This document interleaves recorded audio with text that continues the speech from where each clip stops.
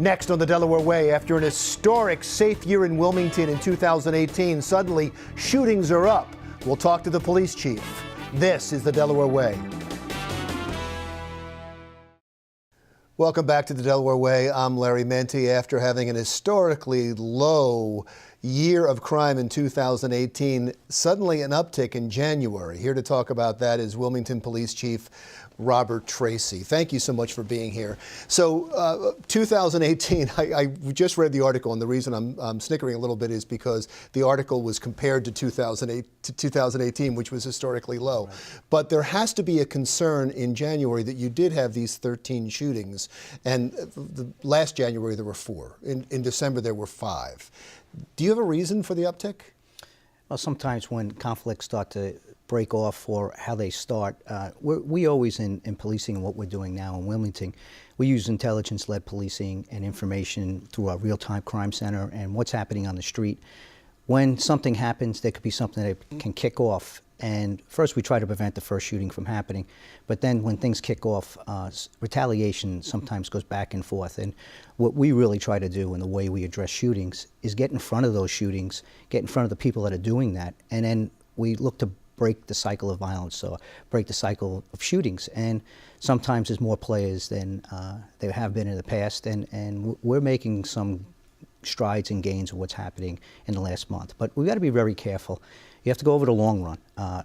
Even last year when we were having some success or having progress, we didn't compare month to month. We compared over a 6-month period, a 14-month period, a year period as we finished last year. So we're going to have some of these increases, but it's how we address these increases, who we're arresting, making sure it's a small group of people that are committing the violence, how we get in front of them, and how we look to slow this down and prevent the next shooting from happening. So trying to understand exactly what you mean when you say that. So when there is a shooting, of course you don't want a shooting. You don't want someone shot in the city. But when there is a shooting, there's an opportunity there to get information.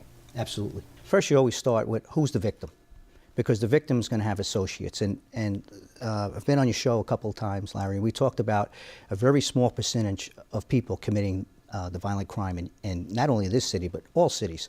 So they can either be a victim or an offender. Once you see who the victim is, you run that person's name for associates. You identify who the associates are because they're the ones that are going to retaliate. And you find out who they're in conflict with. And then you put a plan in place to address both sides and to make sure that you can get in front of it. And those that are out there that want to continue violence, we're making arrests. We have warrants. We have search warrants in their places. If there's parole, if they're on parole probation, we make sure we do checks on them. And we want to keep everyone safe. And we're really trying to interrupt the cycle of violence. And then we speak to them, and we really have face-to-face conversations that you need to put the guns down. You need to stop doing this, because we know which group is doing what. We know who you are. And we're going to make sure that we stop you doing this, and we want you to be safe. There was 13 shootings in January. You're investigating them all. As you said, you needed to know who the victims were, and that was the first step. Are they solved? Do you have a arrest on those 13? And the other part of that question is, do you have information that will help you to prevent other shootings from those 13? Yes, absolutely. We have most of those shootings and a couple of those murders, we have very good leads. We have very good leads of who's done it. We have good leads on who's involved in it. And, these things don't get solved, especially a murder or shooting, overnight. You have to put together evidence. You have to put together witnesses. And then you have to make sure that you charge at the appropriate time so that you can get the prosecution and also get the conviction. So what we do is we stay on top of the individuals until such time that we can actually make that arrest and have the probable cause to make that arrest. And there's several of these cases that happened last month. We already know who's done the shooting, who's actually involved in the shooting, and that's what keeps us ahead of them, preventing them from having another shooting.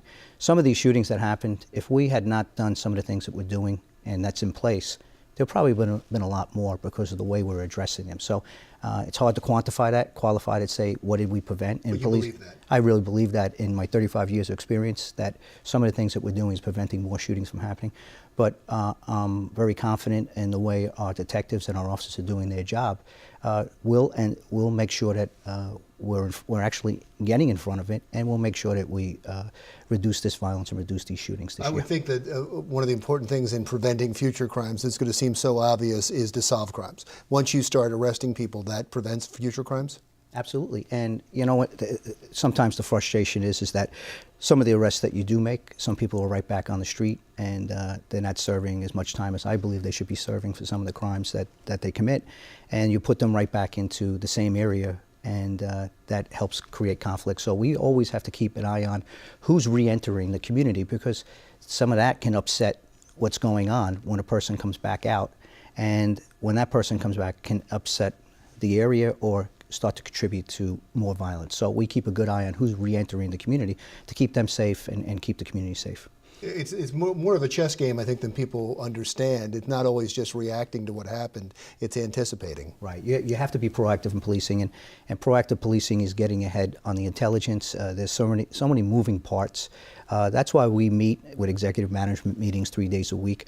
We meet with an intelligence meeting on Monday mornings with all our federal, state, and partners. We have ComStat on Thursday mornings, where we still have our federal, state, local partners and break down the silos. And then we meet getting into the weekend to make sure, on late Friday, to make sure that we have everything in place to prevent shootings, and or right down to where is a parade happening, do we have enough coverage, and do we have the right resources in place to make sure that we're way ahead of the plan in that reactionary, like you just mentioned. You said something about the shootings, and you said we know who these people are. Is it the same people? Is it the same person that's doing these shootings? It's usually groups of people, and what happens is that it's such a small number of people that it's, you can look back to, it's called social network analysis, and Dr. Andrew Papachristos from Yale actually termed this phrase, but also did a study on this, and it's really a very small, concentrated amount of people that they have a higher propensity of violence just because the company they keep, and they're the ones that are doing the shooting. When we come back, I want to talk about, we'll get away from January for a while. When we come back, we'll talk about how other crime rates in the city are doing, and also that high-speed chase that ended up in tragedy in Philadelphia, when we continue our conversation with Wilmington Police Chief Robert Tracy, when the Delaware Way continues right after this.